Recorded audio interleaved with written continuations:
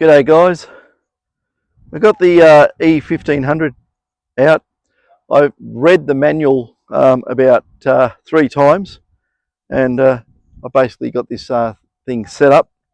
I've got a commander mono on the detector, just an 11-inch one I had kicking around, and I've got this on a gain of 22 at the moment, and it's running really smooth. If I do crank it up, it will get noisy because of power lines here. It's not totally immune to power lines, or whatever's making noise in this area, because there are other things that make noise because we're right next to suburbia. So anyway, the trick with this was to see how well this goes on the 0.05 gram test bit that I always use. These are my standard tests on most detectors. I'm using, well, this size coil for this detector is quite large. So I've got this in what they call fine gold mode anyway, but we'll just see what it sounds like. The ground balance is perfect, done a frequency scan, and it's quite smooth. I can put the gain up, it might get chattery, it might not, but on the 0.05,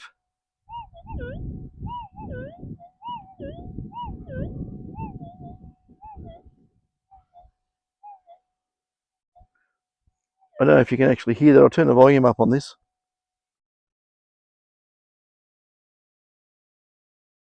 Okay.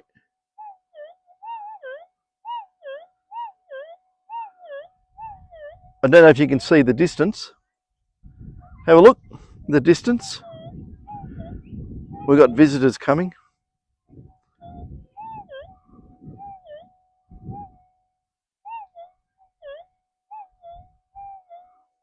Okay, that's 0.05 gram, picks it up, no worries at all. Nice and stable. Now we'll go for the 0.1.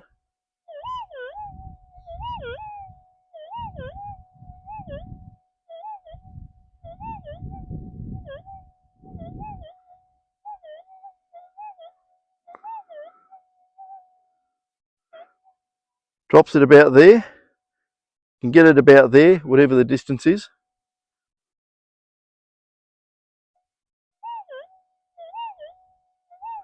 I'll put the gain up a little bit and we'll see how we go.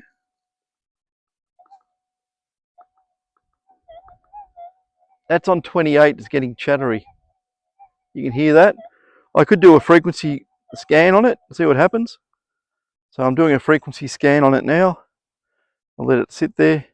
Well, I should do that with the coil on the ground, of course. Silly me, I'll just redo that.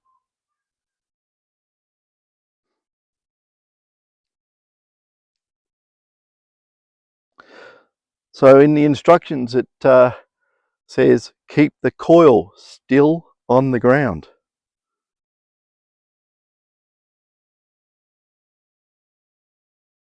It's got menus in menus on this. It can get confusing. I've also set the detector up and I did a coil calibration, 12 by 12, 11, 12. Well, it thinks it's a 12, but it's an 11. It will calibrate quite okay, nothing wrong with that.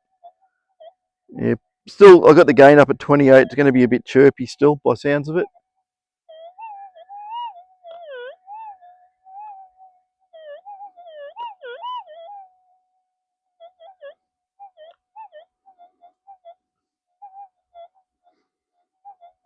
Okay.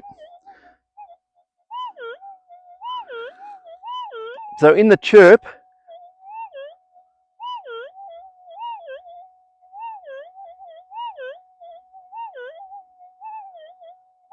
I myself wouldn't operate with that much chirp. If you can hear it, it's too much.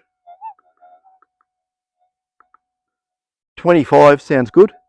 It's a little bit there, but you know, that's what it is.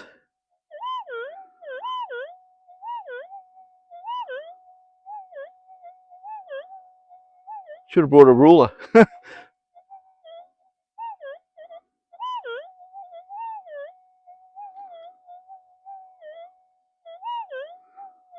So I don't know what the distance there is at a rough guess. you can probably judge if you hold the iPhone down, and you can sort of judge it. Don't get too close to it, make noise probably. That's a 0.1 gram.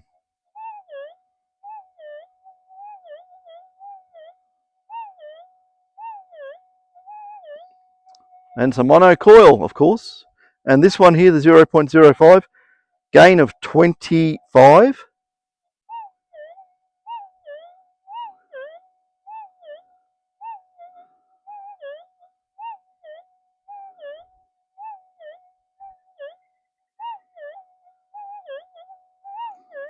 I hope that's loud enough, because the speaker's coming out this way.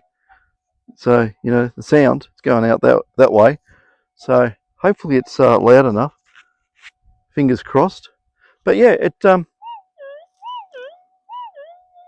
I'm going pretty high speed over the target, 0.05.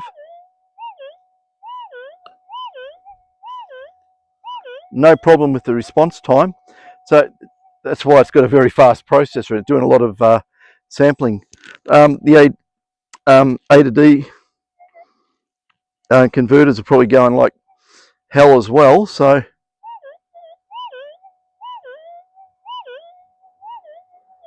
nothing wrong with that.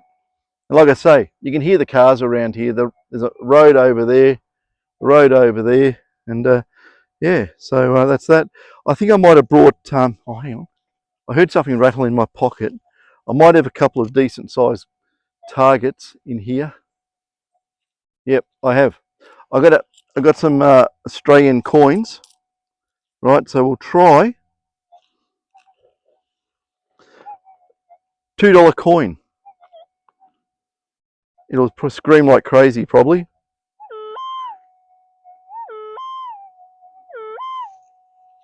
Okay.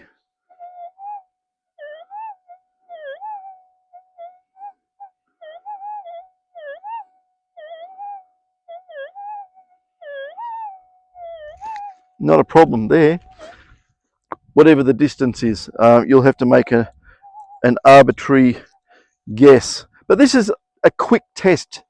I'm still going to do a lot more study on this before I say something and you know, put my foot in my mouth or something. So 20-cent piece. Well, hang on, got money all over the place here. We'll get rid of that. So a 20-cent piece.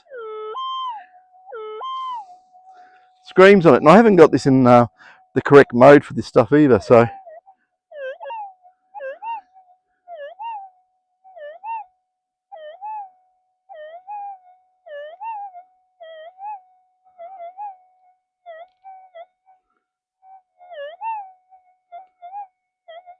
somewhere around about there, whatever that may be. So 20 cents. Oh, the other thing too, we're going to do target ID. Oh, dear me, I forgot about that. Okay, we'll go and do some target ID on small gold.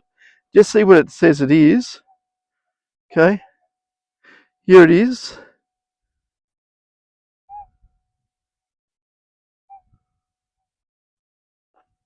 I probably need to put the gain up for that, but it might get a bit ropey. Now I'll just reset it.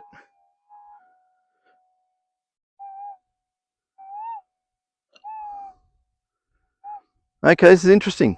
When I was doing this on a small coil, okay, I'm getting 0.8. 0.8 for the small gold. I'll just reset that again and just go over the 0.1.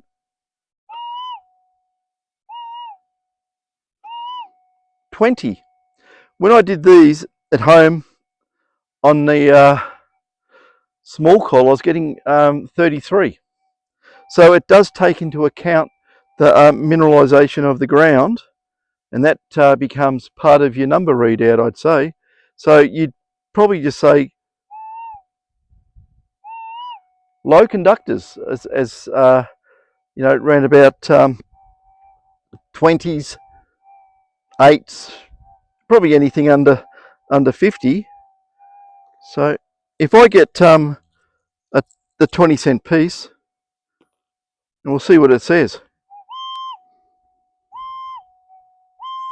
45. So reset it, put a, silly me, I reset it and went over the coin. $2 coin. Okay, reset that.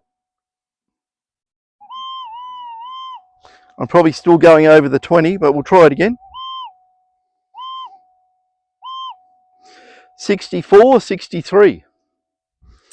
5-cent piece. It's over there now.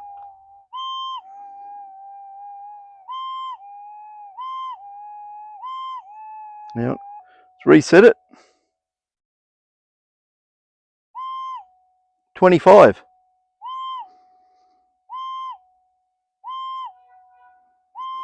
$25 on a 5-cent piece.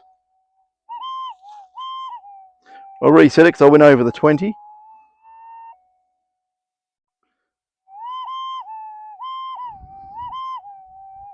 Probably overloading it. But you want to hang around 20 on that.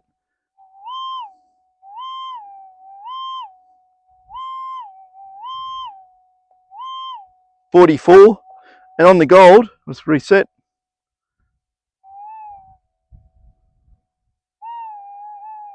I'm picking up the 20.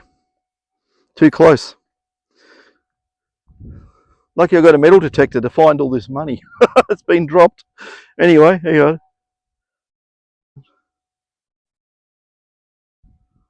go. Okay. 8. 21. So it depends where you move it on the ground. There's a couple of numbers change. But you can probably get very, very clever and be able to work out what things are. If it's a high number or low number, and just by the sound of the target, I'd say. So this is just initial test. This is nothing. I'm not going to go deep diving into the menu and start playing around with all different modes and settings, because I'm basically had it in the field for an hour, right? So I'm no expert, but I'm just giving my initial thoughts on it.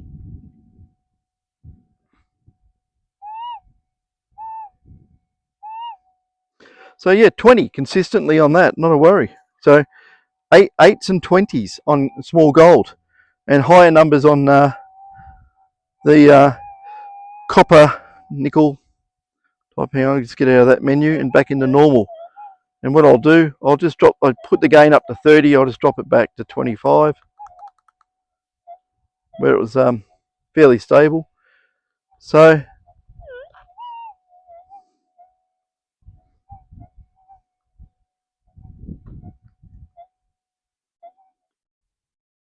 I'll just let it do another scan, just to make things fair, because the noises around here, they change. Now, this is where I was using a 6000 doing some tests, and I couldn't even use it. Remember, I was going completely bonkers, and I think that might have been the issue with the inductors in the detector, because I did swap them out and it became smooth. And I've given that back to the guy who owns it after having it for about 3 months. Yeah, he was recovering actually. Charlie's getting eaten by something. No big deal. No, it's not a blowfly, it's a march fly. Yeah, it's getting attacked by march flies. Anyway, watch what you're doing video wise. Yeah, they bite. It'll bite you, but don't worry about it. If someone didn't take the AeroGuard stuff out of the car, it would be in there. But anyway, I'm back in just normal detecting mode, and I'm impressed. On a 0.05, it pings like hell with a coil that size. So I'm impressed with this detector. I think it's quite good.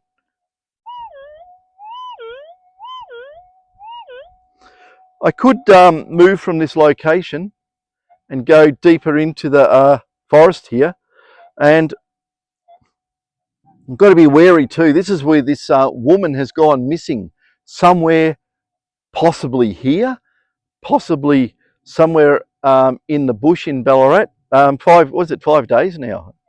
There's no sign of her. 6 days.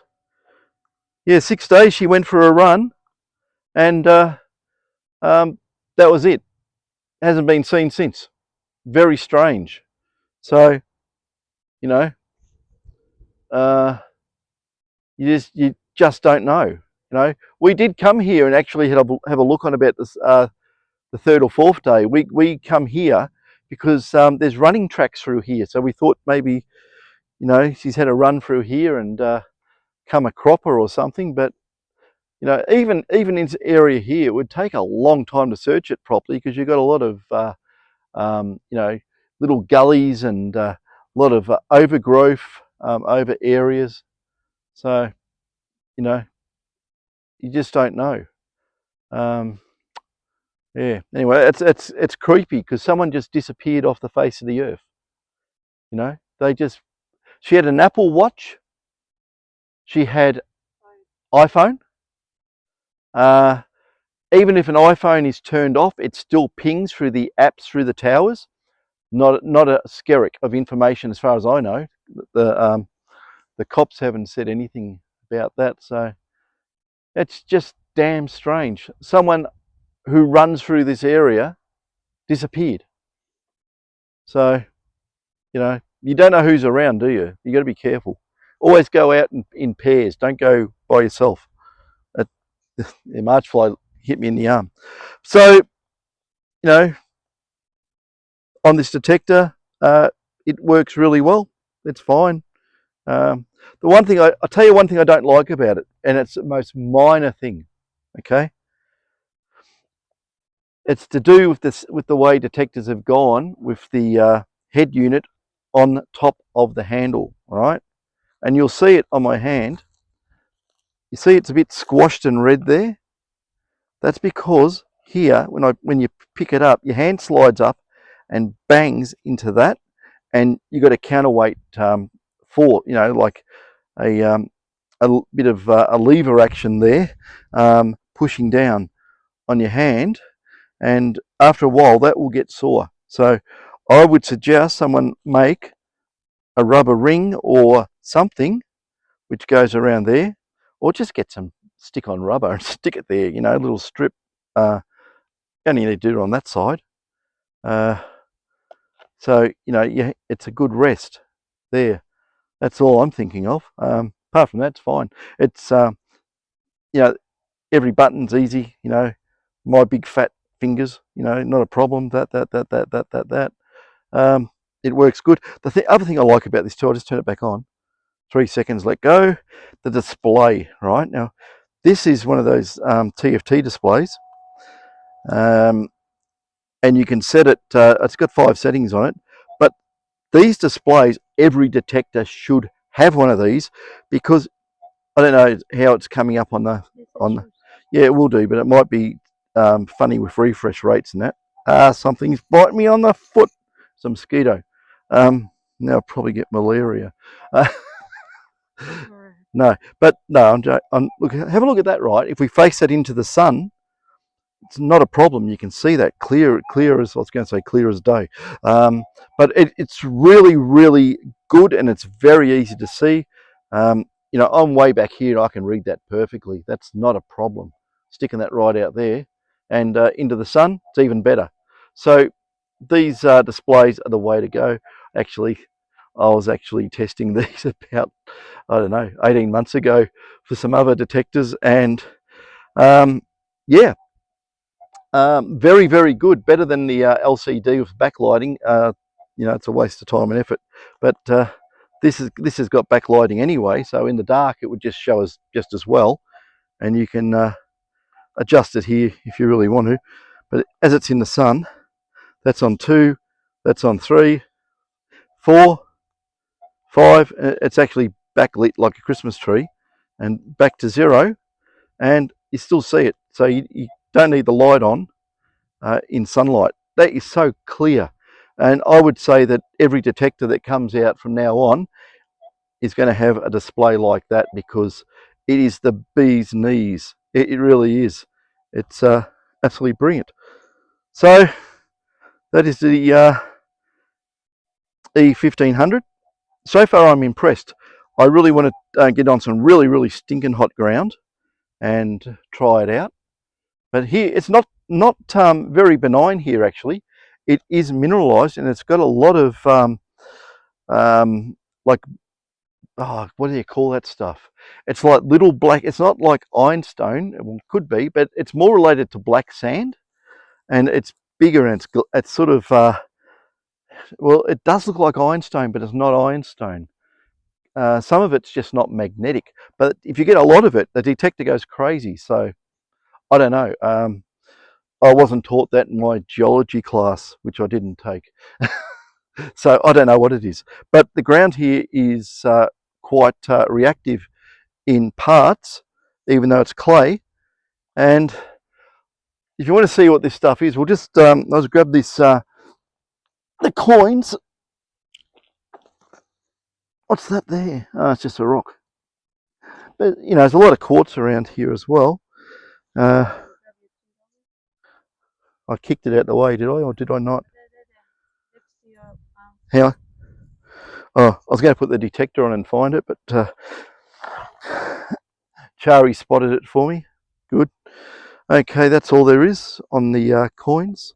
But I'll show you this black stuff. We'll go for a walk up here. I did bring the pick with me this time. I'm not going to use it. But with a detector like this, when you've got that discrimination, I want to get to know it a little bit better, and it's probably a good detector to use here. Being a PI, it's going to have a lot more kick and punch, but when you get, there's so many targets here, you can just go bang, just, you know, give me a number, discriminate, and tell me what it is.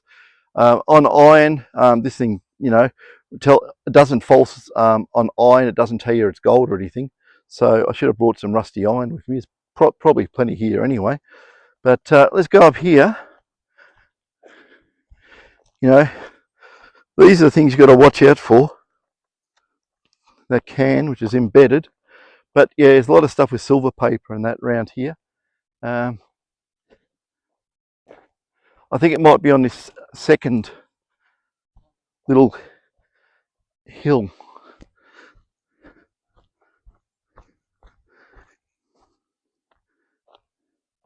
There was piles of it around. Is it? I'm looking for where it was. I can't remember. I think it was here. But yeah, have a look at the clays here. You can see they've got iron, all sorts of rust through them. Quartz is embedded in the clays as well. This has only been shown because they've been riding the motorbikes and BMX bikes over this, and it's taken the top off a little bit. Yeah, but maybe it's here. I know this material is in a big pile somewhere, but it's really dispersed around the place. But there was a pile of it somewhere. Now I've forgotten where it is. Here some. I found some, but it's not exactly. Yeah. Bring the camera up here. Any geologists out there who know what this stuff is? See that? This black stuff right there, that there, it looks like ironstone. There's a lot of it there, and it's in balls, and some of it's you know, a bit angular. Here, this stuff, or here, some nicer ones here. Yeah, just look in my hand. You know, it looks like ironstone, but it's really reactive stuff. I don't know what it is. So any geos out there who know definitively what that is, yes, I wish I had the XRF here. I could have used that on it. But that's down in Melbourne at the moment. So we've got a Vanta, one of the latest ones. It's quite a nice unit. I think it was 60 grand, but anyway. yeah, so enough of that. How long has this video gone for? Probably too long. 25 minutes. Okay, well that's probably long enough. Just for an initial test with this E1500 from AlgoForce. Yeah, so I'm holding the detector, and if I just take my hand away, see, it's squashed and red. So yeah, got to do something about that. Maybe someone can make an aftermarket foam grip with a lip on it or something like that. So I don't know. Maybe the manufacturer can do something about it. But yeah, that is the thing that bugs me. I mean, I can hold it all day, but your hand tends to slip up and go crunch into there, and it actually hurts after a while. So yeah, and I'm only using an old crappy. Oh, sorry, um, um, MindLab mono commander coil. But when I said crappy, I don't mean it's a crappy coil. I mean it's old. It's a very old coil, and you know, I don't even know the integrity of the coil. It might have busted braid where that gland is. It's one of those glands that breaks the wires if you tighten them up too far. And like I said in my previous videos, you ever get one of these, loosen the cable gland and don't bend it back and forth all the time. It'll break the braid and it becomes noisy. But I did check the ohmage on this coil, and it was about 0.23 or something. It was very low, so I'd say the braid's probably intact. But you never know. You know, has it had water damage in the past? I don't know. These are coils I just pick up because remember I said pick up coils because you know detectors like this are coming out. They use the old coils. Everyone got rid of their old coils, didn't they? When they went and got 6000s and 7000s and whatever else is out there. Yeah, all these coils are now valuable, aren't they? So you know, go to cash converters and all those pawn shops and see if you can find old coils. They'll come in handy. Make some money out of it. Anyway, back home we're going. Um, yeah, it's a Crown Lager top there, I think. It's got a crown on it. So that's our adventure for today.